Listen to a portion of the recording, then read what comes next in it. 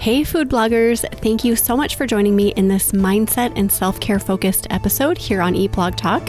One of the reasons I started Eat Blog Talk was to hold a space to talk about the importance of mindset and self-care. Being an entrepreneur can be a lot. If we are not taking care of ourselves, then getting actionable information about SEO, Pinterest, or whatever else is all moot. I will meet you back here every Wednesday to discuss various mindset and self-care topics, so you have the energy and space to tackle the rest. Are you a food blogger who's constantly trying to get new posts out, update old ones, and more? Let me help you. My name is Micah, and I'm a fellow food blogger and experienced freelancer. I can write, format, and upload high-quality, helpful posts, articles, and roundups to WordPress for you to publish. Each post is completely customized to your audience and your voice, so there's no skipping a beat with your readers. Plus, the first project is always offered at 50% off just to make sure it's the absolute best fit.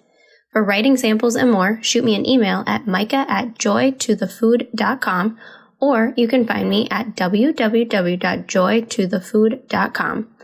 Look forward to chatting. Hey, awesome food bloggers. Welcome to this self-care and mindset focused episode of Eat Blog Talk. In this episode, we're going to talk about 5 ways to declutter your life. So to start, I think we should define decluttering and also address why this is so important. To declutter refers to removing unnecessary things from a space in order to make room for things that are actually useful. Most of us have heard this term when we talk about the spaces we work in or the spaces that we live in, our cars, our homes, etc. And we've also experienced that free mental feeling after decluttering a space. It just feels so good to remove clutter from a space. Decluttering a physical space doesn't just free up the space itself, it also frees up this mental bandwidth, which is super important for our mental health. This concept can extend beyond physical spaces, and we will talk about the different areas of your life that can be decluttered inside this episode. Let's chat about the power of decluttering. I started experimenting with decluttering only a few years ago. At the time, our house was absolutely filled with clutter, to be honest with you. Our cars were filled with clutter. It was so embarrassing having people in my car. My desk, my office area, my computer was filled with clutter. And now looking back, I can see that my businesses were filled with clutter as well. And because of all of this, my mind was cluttered. Most things in my life were absolutely filled with clutter. It's no wonder that I did not feel peace back then. It totally makes sense to me now. I had first heard about this concept of decluttering from Marie Forleo. You may have seen her show about this concept of getting rid of old things and creating white space in your home and in your life. I also really enjoyed her book, Everything is Figure Outable. I just found this concept so fascinating. It just made sense, and I had never experimented with it before, so I decided to start experimenting.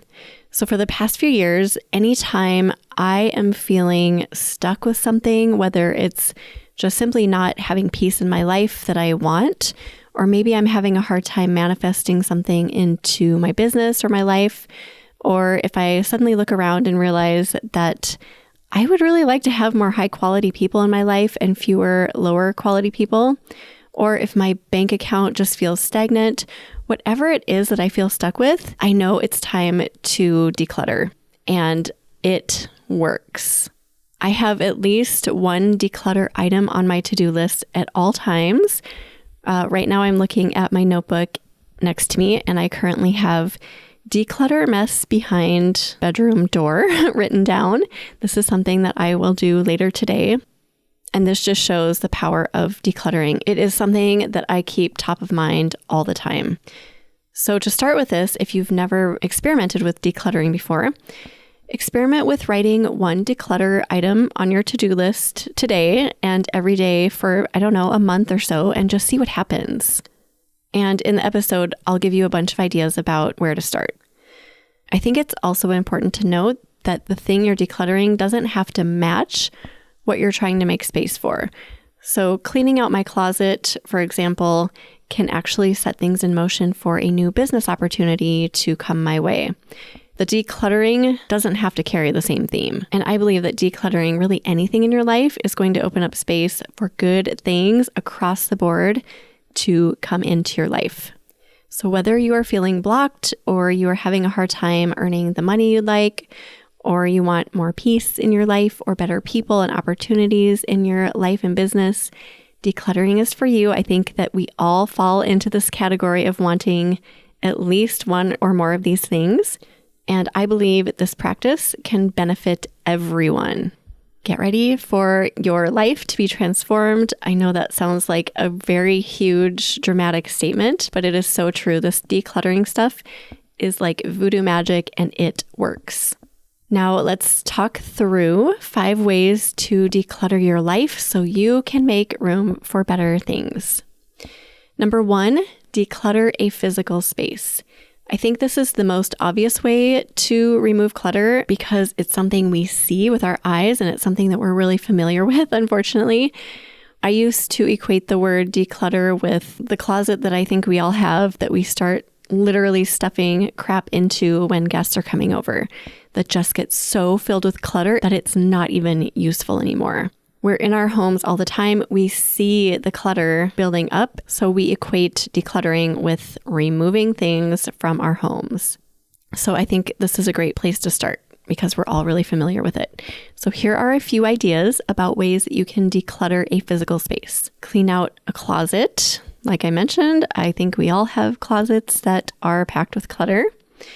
Clean out an entire room. You can go to your car and clean out the garbage and just get rid of anything unnecessary there. You can clean off a bookshelf. So maybe take books down that you can donate and get rid of old things on there. Clean out your garage. Donate things that you don't need anymore. What about your yard and garden? We have a pretty big yard. So in the summer and spring and fall, there's always things that can be decluttered there. Lots of weeds, for example. What about your pantry? Decluttering my pantry is an ordeal. Sometimes what I do is just tackle it shelf by shelf, and that feels so good. Look under your bed. Is there stuff that you can declutter from there? Look around you right now. You might be sitting at your desk. Are there things on your desk that you can declutter? Here's one that I tackled, I think it was a year ago, drawers and cabinets in my house. Every time I opened a cabinet in my kitchen, I was so stressed out and overwhelmed that I decided to tackle one cabinet or drawer every day until all the kitchen cabinets and drawers were decluttered. It took me 5 to 10 minutes at most to do each one. And when it was done, it felt so good. If you want a really simple decluttering task, just look at your kitchen table or other tables that kind of build up papers and other things. How about your fridge? Whether it's inside, you could tackle one shelf at a time, or the outside of the fridge. I know ours gets a little bit cluttered over time as we put things up on the fridge. This is one of my favorites. It's a really easy one, but it feels so good. Cleaning out my purse or my wallet. Sometimes I pick up my purse and it feels like it weighs 90 pounds. And I'm like, what the heck do I even have in here? What is this? So I just give it a good decluttering and it feels lighter physically, but then it also mentally feels lighter too. If you have the notorious stack of papers that I think a lot of us do, I know we have a stack of papers that builds over time. Cleaning that out can feel really good. I just did this last weekend and it is amazing how much lighter I felt after doing that. How about your wardrobe or your kids' wardrobes or your spouse's wardrobe? Do a quick comb through and just make piles where I'm going to donate this pile and throw this and keep this. That sort of thing feels really good. And here's something that happens occasionally, just having things kind of sitting around our home that no longer work, that we just put aside and we kind of forget about. So either throwing those or finding new homes for those sorts of things. That should give you a really great list to start with decluttering physical spaces. Now on to number 2, which is declutter electronics. I really love this category because I can do it when I'm on the go. Like if I'm sitting in a waiting room or waiting in a line somewhere and I just have that urge to declutter, I can open my phone and start doing that. Every time I do, it just feels good. It feels like a huge weight has been lifted off my shoulders. Here are a few ideas for ways that you can declutter electronics. I mentioned my phone. So open your phone. There is a wide array of things, at least on my phone, that can be gone through at any time. Photos can be organized. They can be deleted. Videos. I know I take videos and photos for work for my food blog on my phone, and I know they're on my computer. I don't need them anymore, so I can go through and delete those. I also like to go through my apps and delete any apps that I haven't used in a long time. Something I do occasionally is go into the subscriptions and see what I'm paying for, what subscriptions are in that little list. And if I'm not using those, I cancel those, and that feels good mentally, and it's also good for my bank account. Also, contacts. I will occasionally look through and see names that I am not familiar with. A few weeks ago, I was going through my contacts and I found a contact called Do Not Answer, Pranked This Person. There's a little fun fact about me. My college roommates and I used to love prank calling people. Now you can't do that so much anymore with caller ID. But apparently, long, long ago, I pranked somebody and made a note not to answer that phone number. So I deleted that contact. Clearly, I do not need that anymore. Also, your computer provides a host of opportunity for decluttering. You can go through your downloads folder. This builds up so quickly for me. I can have it cleaned out, and literally within a week or two, it's like crazy chaotic. So I do this periodically and it feels great. Any old files that you're not using anymore, you can put onto an external hard drive and just get them off of your laptop. If you have photos and videos that accumulate, organize them, put them in clearly labeled folders. And if you haven't accessed them in a while, put them onto a hard drive as well. Another thing that builds up for me over time is my desktop. I will take screenshots or save photos randomly, and pretty quickly my whole desktop is covered with random files. So I like to clean those off periodically, and it feels really good too.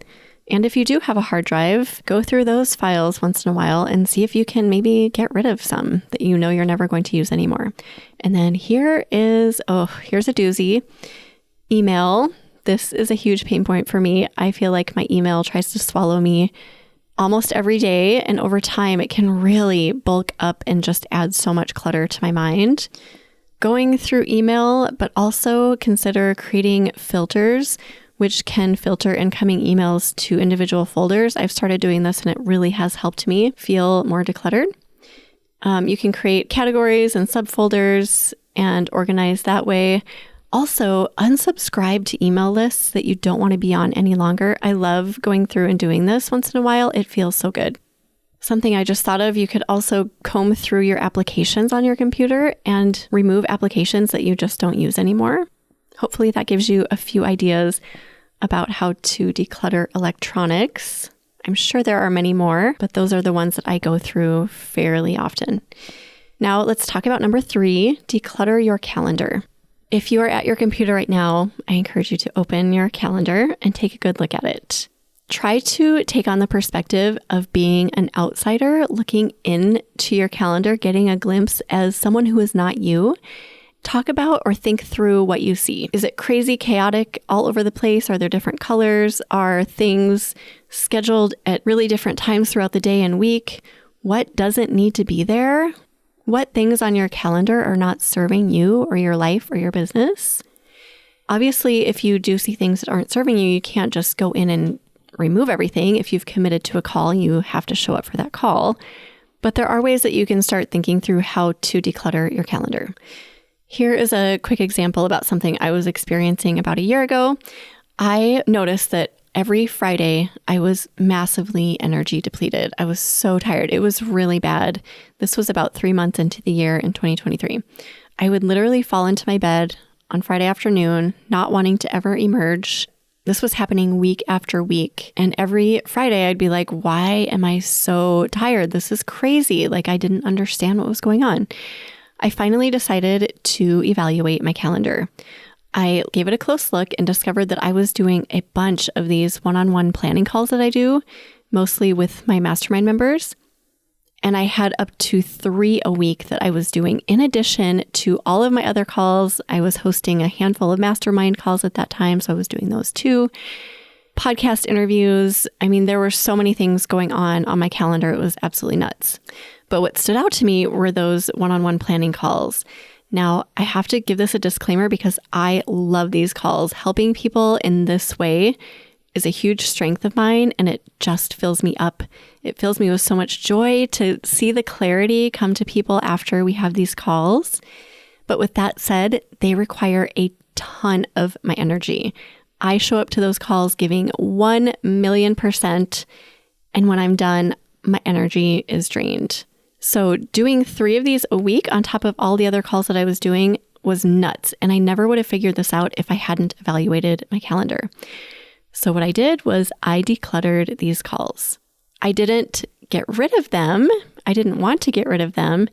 Instead, I dispersed them more evenly throughout my month so that they weren't filling up my week and depleting my energy. So now, having learned from that madness, I limit myself to 2 planning calls a month, and this is perfect. Decluttering doesn't have to mean you're getting rid of, you're throwing something away. It can mean that you are evaluating and redispersing it or redistributing it as needed.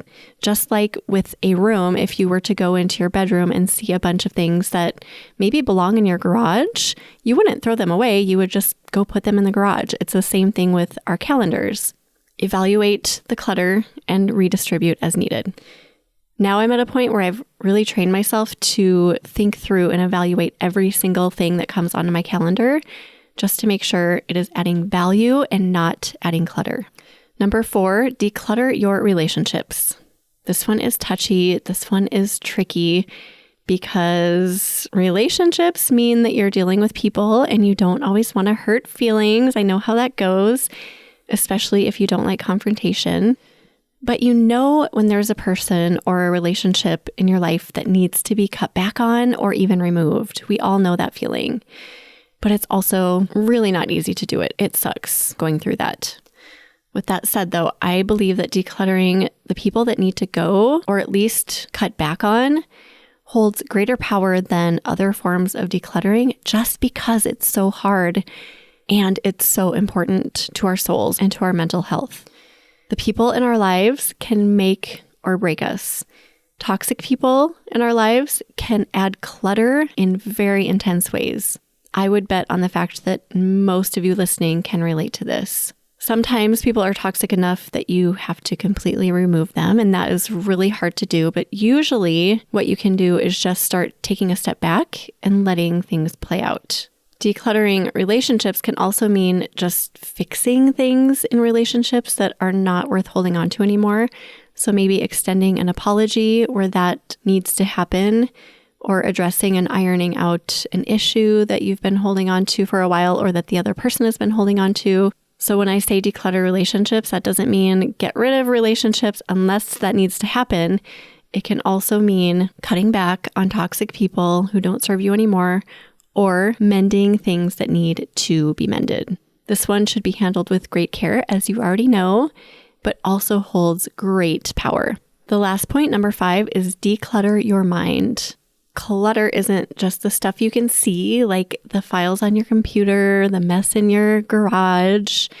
It's also stuff that we carry in our minds, the stuff that we cannot see. And I believe that this form of clutter weighs us down the most. Mental clutter is a real thing, and it is tiring. It is taxing on our souls.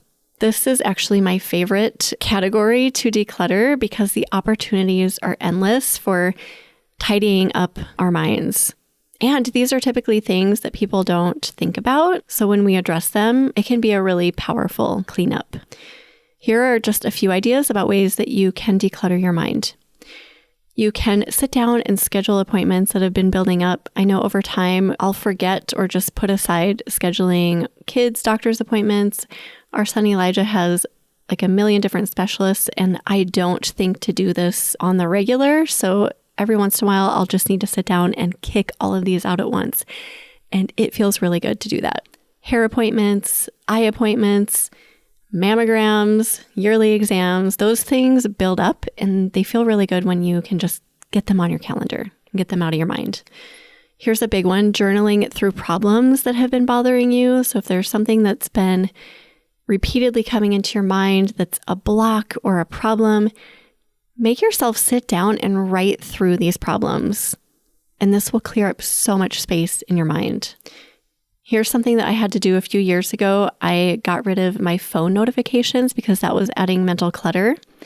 I also deleted a bunch of apps on my phone. I went as far as to delete email on my phone because I was getting on it too much and for absolutely no reason. And still to this day, if I want to access email on my phone, I force myself to go through the App Store, type in Gmail, open, and then I can open it from there. So I make myself go through these steps if I really want to get to email on my phone.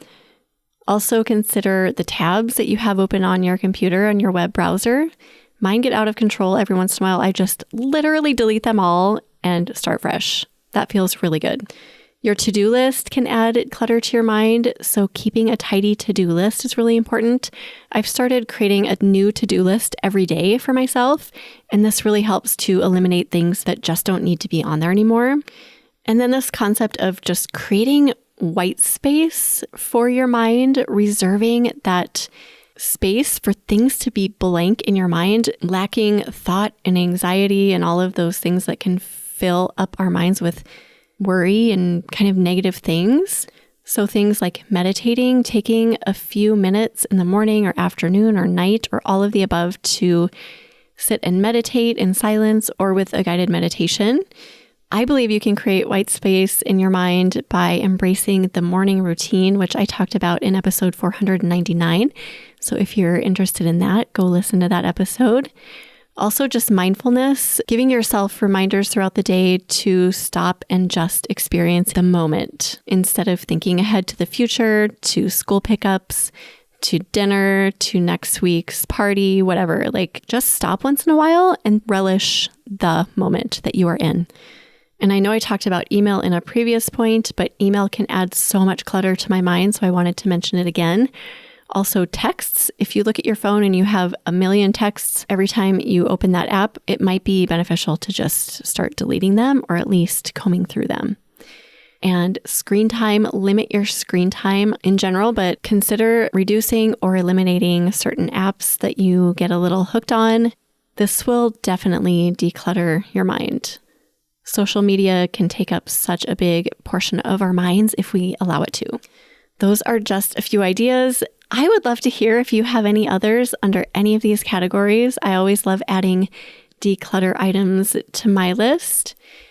We'll just summarize really quick what the 5 key ways to declutter your life are. Number 1, declutter a physical space. 2, declutter electronics. 3, declutter your calendar. 4, declutter your relationships. And 5, declutter your mind. And remember, it doesn't matter what you declutter, just start doing it. I challenge you to do this once a day, even if it's just 2 minutes of decluttering something every day for a month and see what happens and then report back to me. I'm so excited to hear how this is going to change your life. Thank you so much for listening. I'm so grateful that you've tuned into this episode. I will see you next week. Thank you so much for listening to this mindset and self-care episode here on eBlog Talk. If you are a food blogger providing a service for other food bloggers and you want to spread the word about the value that you offer, I would love to offer you a free way to do just this. Send me a 60-second audio clip to be featured in a mindset and self-care episode here on eBlog Talk in 2024. Go to eblogtalk.com/audio clip to learn more.